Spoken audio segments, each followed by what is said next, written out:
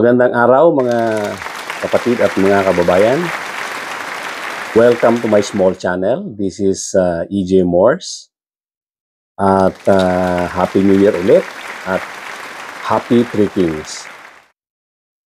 Meron tayong konting pag-uusapan ngayon na medyo mainit-init na issue tungkol dito sa pagkakatanggal ni na VP Sara at Digong Duterte bilang miyembro ng National Security Council. At ito naging dahilan para magtatahol na naman yung mga aso ni Digong Duterte. Nag-iingay na naman sila dahil nasanay na talaga sila na sila yung nasa kapangyarihan at nasanay na sila ang nasusunod. So, akala nila hanggang ngayon, uubra yung mga gusto nila na palaging yun ang nasusunod. Tapos na yun. Alam naman nila yan, di ba? Pero, nasanay sila. At lahat sila ay naging mga arrogante, lahat sila ay nasanay na para sila mga spoiled brat.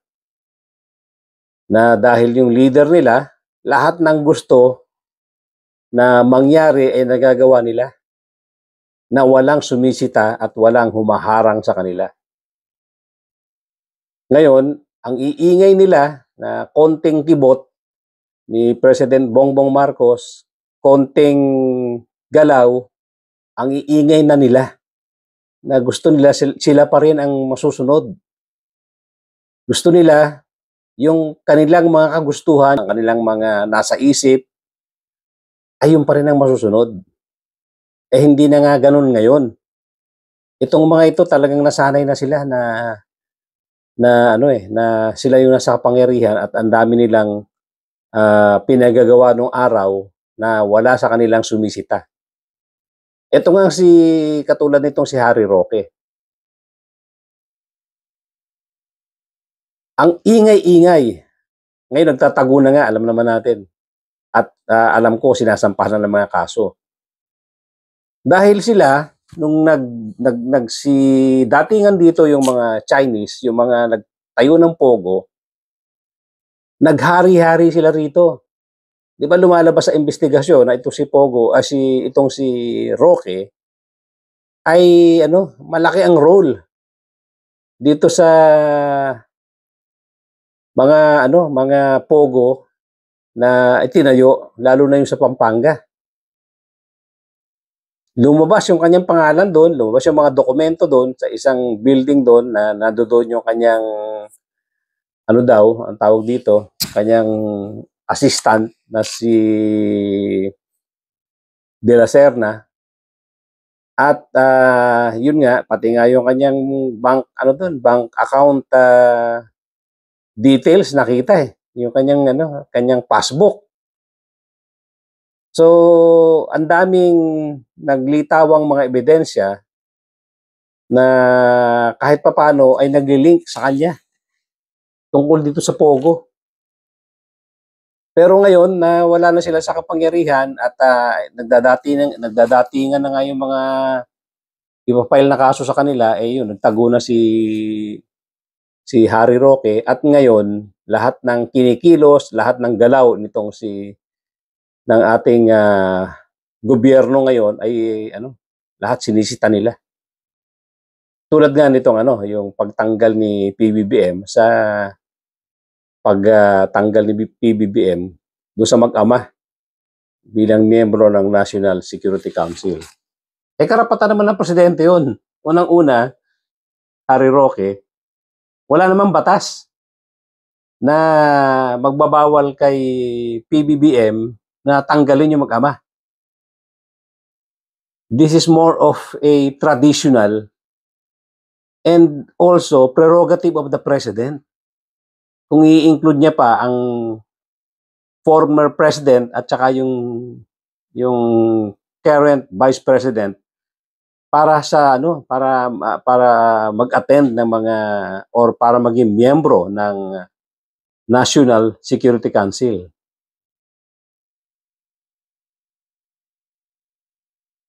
At ngayon ang itinatahol nitong si Harry Roque, yung mga ikinikilos daw ni PBBM ay ano,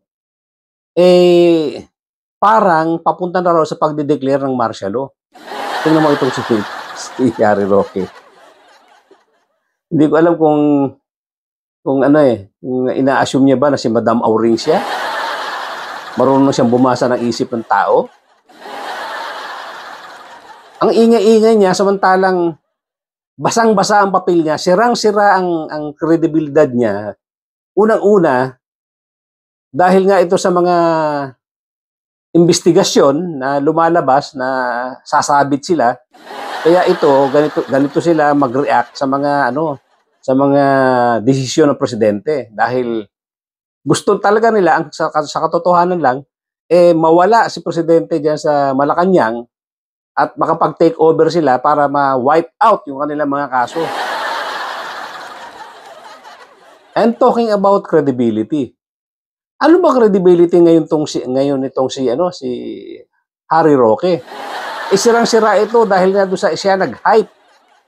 Siya nag-exaggerate nung sinasabing pulburon video.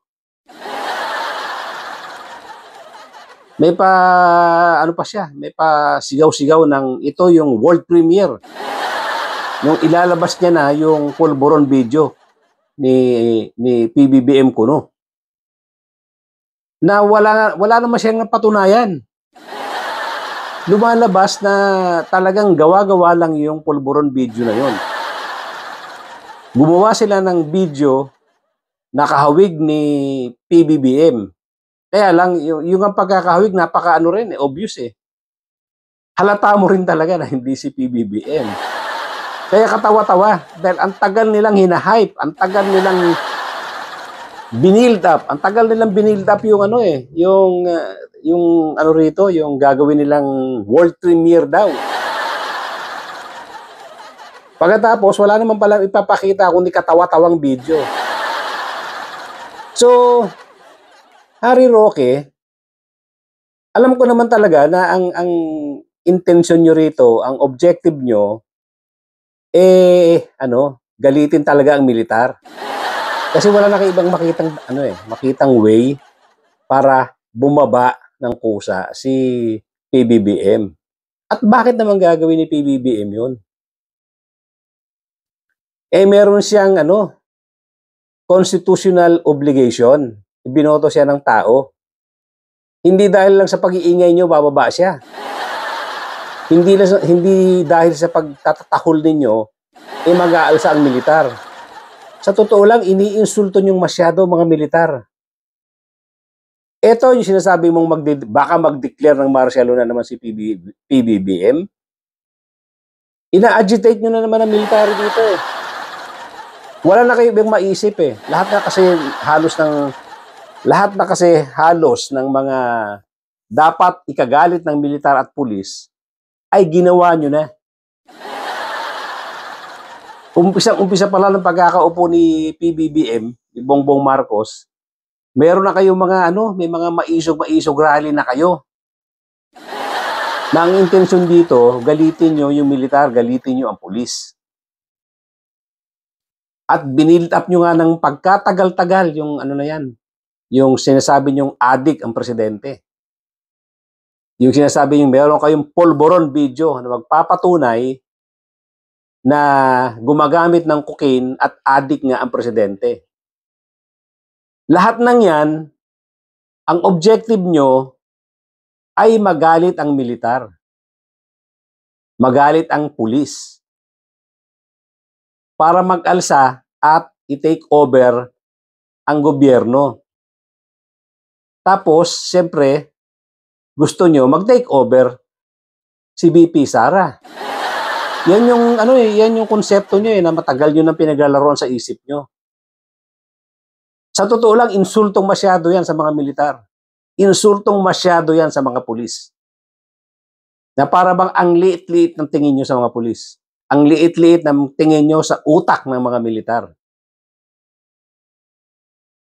Ngayon, eto na naman ang tinatahol mo. Magde-declare ng martial law si PBBM. Walang naniniwala sa'yo, Roque. Lalong hindi mo mauuto ang mga militar, hindi mo mauuto ang mga pulis. Ano ka ba? Hindi ka na nagising.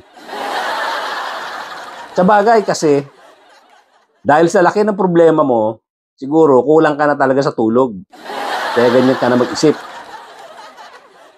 Araw-araw na lang na ginawa siguro ng ginawa ng paniki diyan sa utak mo. Mag-isip kung anong gagawin nyo para mapababa itong si PBBM. Kaya ganyan kagulo ang utak mo. Itong Marciano na naman ang naiisip mo. Wala ka nang ibang maisip para galitin ang mga militar.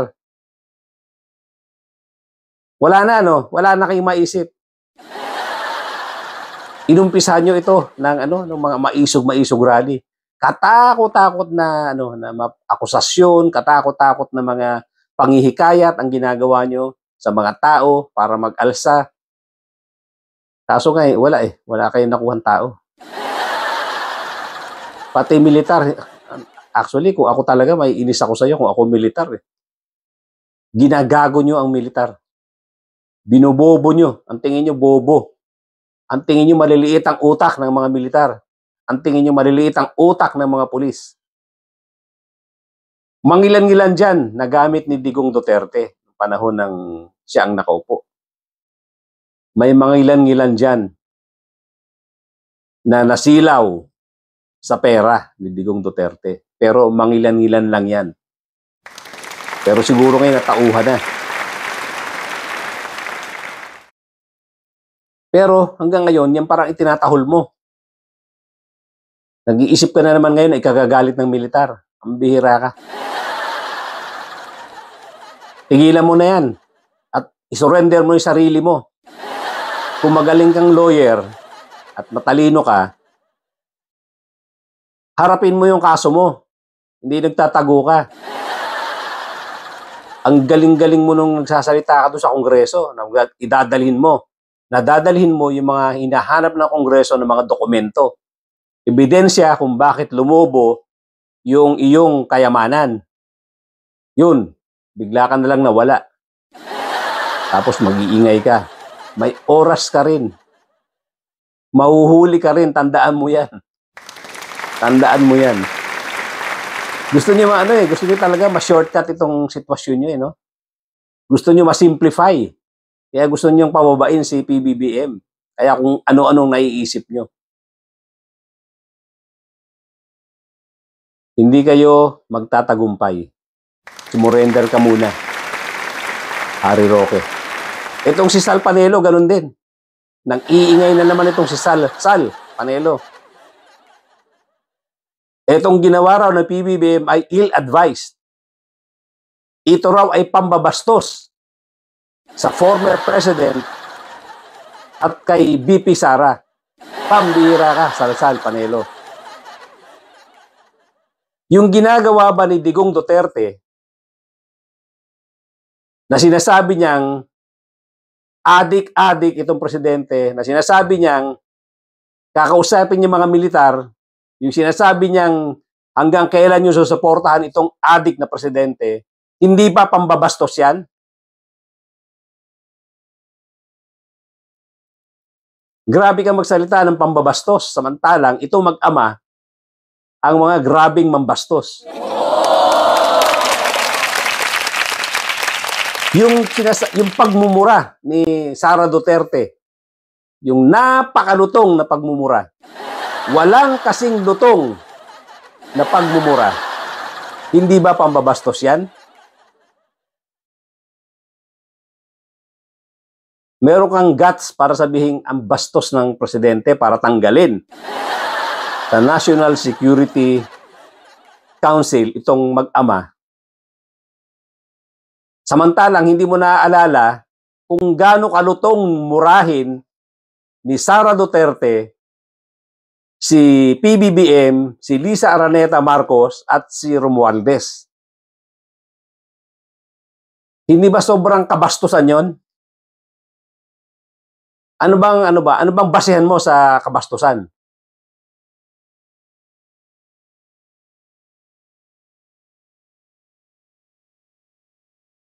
Saan nanggagaling yung iyong ano, yung iyong reasoning na sinasabi mong kabastusan ang pagtanggal kay BP Sara at kay Digong Duterte bilang miyembro ng National Security Council?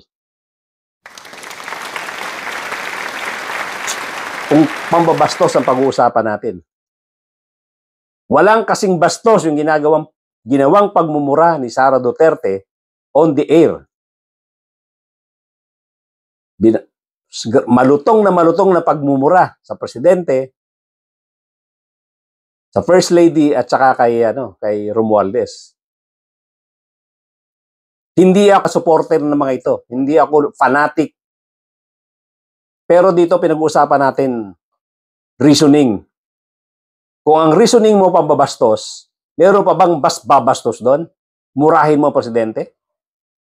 Pagbantaan mo ang presidente? Walang kasing lutong ang mura ni Sara Duterte. Hindi ba kabastusan yon?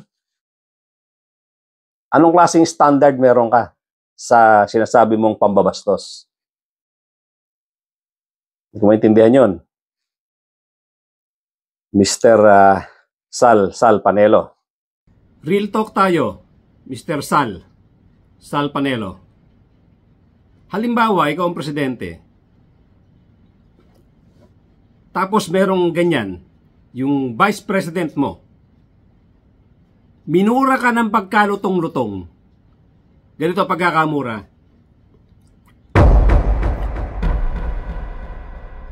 Ganun kalutong na mura. Pagkatapos,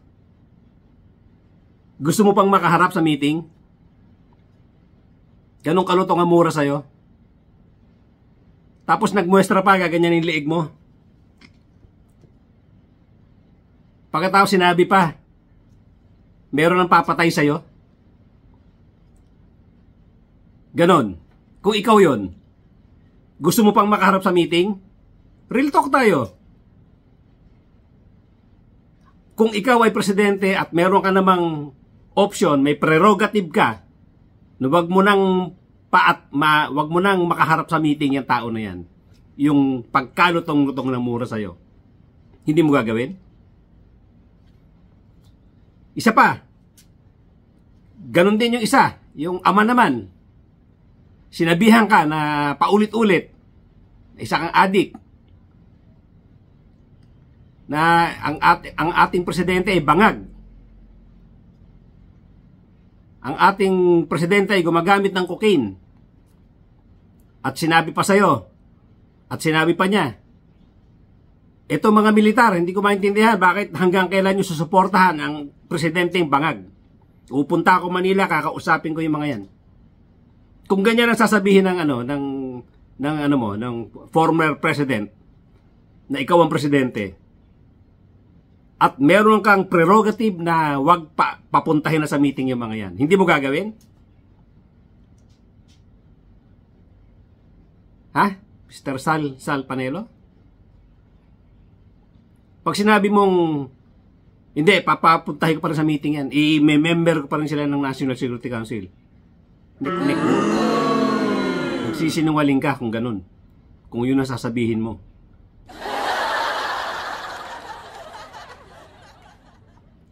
Hindi totoo yan. Kung ikaw nasa pwesto, kung ikaw ang nasa upuan ni PBBM, gagawin mo rin yan. Kung ganong kalaking pambabastos, ganong katinding pambabastos ang ginagawa sa'yo. Gusto mo pang makaharap yung mga yan? Kung meron kang prerogative na hindi na sila makaharap, hindi mo gagawin? Kalokohan yun. So, huwag mong gagamitin yung salitang yan. Dahil yung mga amo mo ang sobrang bastos. Walang paglagyan ng kabastusan.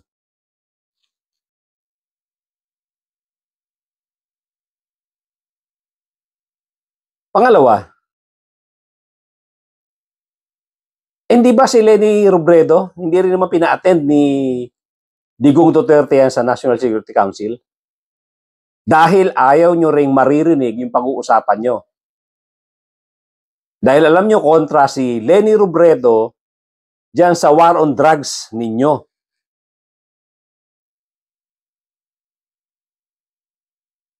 So katawa-tawa na ginagamit mong issue yan. Ginawa ng amo mo yan kay VP Leni Robredo. Hindi pina-attend sa National Security Council. At nung inappoint niya doon sa pwesto tungkol diyan sa related sa sa war on drugs na yan, ilang days lang yan, tinanggal yun na kagad. Nung naghahanap na yung tao ng mga dokumento tungkol diyan sa war on drugs na yan. Naghanap ng dokumento, natural, miyembro siya eh. Kasama siya, parte siya ng war on drugs na yan nung inappoint siya ni Digong Duterte. I just forgot the title. Pero naghahanap siya ng dokumento tungkol dyan, tinanggal agad siya. At saka isang meeting niya, nakipag-meeting din siya sa mga foreign authorities. Ayan, isa yan sa mga dahilan din. Biglang tinanggal ninyo si VP Leni diyan sa pwesto niya. Kaya hindi mo pwedeng gamitin yung pambabastos na sinasabi mong issue. Na binastos si VP Sara at binastos si former President Digong Duterte nung tinanggal sa sa National Security Council. Kalokohan yan.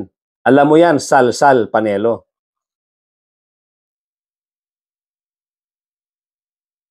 Hindi pa natin alam dito, baka itong idea na pagtanggal sa National Security Council no mag-amang Duterte, baka nga ito part ng agreement amongst like-minded nations na hindi nagugustuhan ang ginagawang pambubuli ng China dyan sa West Philippine Sea.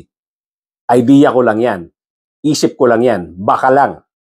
Baka isa yan na dahilan kung bakit tinanggal din ni PBBM itong mag-ama. At bakit nila gagawin yan? Kasi obvious naman na mga pro-China sila. Hindi nila dinideny yan.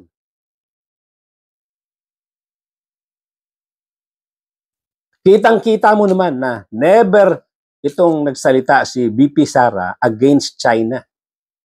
Kahit may naputulan na ng daliring sundalo dyan. Dahil sa pambubunggo ng ng China, pangbubunggo ng barko ng China sa barko ng Pilipinas. Never siya nagsalita tungkol dyan against China. At si Digong Duterte rin, obvious naman. Palaging all praises siya pagdating sa China. All praises nung nakaupo siya bilang presidente. At nung hindi na nga siya presidente, nag-travel pa papuntang China. Na wala man lang pasabi sa gobyerno. Na alam niya naman na hindi maayos ang relasyon natin sa China. Pupunta pa siya bilang isang private individual. So ano sinasabi mong kabastusan dyan, Sal Panelo? Hindi ill-advised yan. Dahil ba hindi galing sa advice mo? Ill-advised na? Ang hirap lang sa inyo, ang tingin nyo sa sarili nyo, ang gagaling ninyo. Pareho kayo nila Harry Roque. Paganan lawyers, akala nyo kung hamakin ninyo, ganun na lang. Paganan lawyers, ang tingin nyo, napakaliit. Inahamak ninyo ang utak. Paganan lawyers. Pagka lawyers naman hindi nyo kakampi, ganun din ang tingin nyo. Sawang-sawa na ang taong bayan sa mga style ninyo. Puro kayo yabang, puro kayo arrogance. Tapos na ang inyong tapos na ang term ninyo. Huwag na kayong magyabang masyado. Kaya kayo, ang hope talaga ninyo, yung mapuwersang bumaba si PBBM.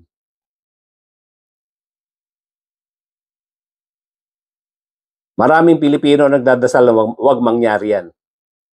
Dahil nadala ang mga Pilipino diyan sa nangyari nung time na si Digong, yung amo nyo, ang nakaupo.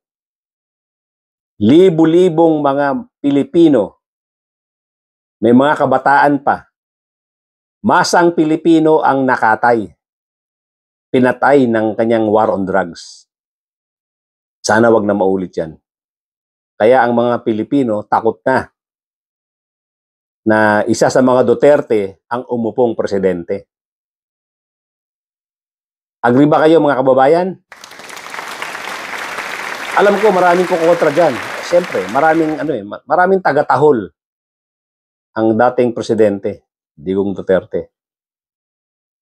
Pero sinasabi lang natin, yung stand natin, dahil ito, yung lumalabas sa mga investigasyon. Hindi naman biro-biro yung investigasyon na nangyari. Pati ang pulis, nag-iimbestiga.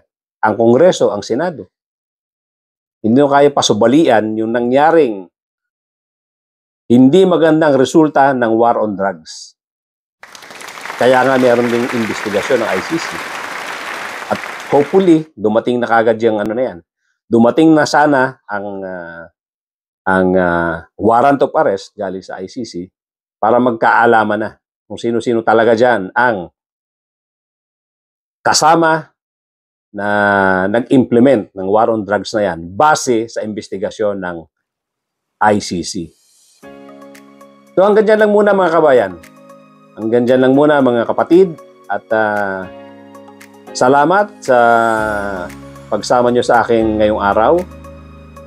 Sana doon sa mga bago lang dito sa ating channel, dito sa ating munting channel, please subscribe at kindly hit the notification bell, pati na rin yung like button at pakishare na rin ating mga kakilala, sa ating mga kaibigan at kamag-anak ang ating munting discussion for today dito sa aking munting channel. So once again, this is EJ Morse. Thank you once again at magkita-kita po tayong muli.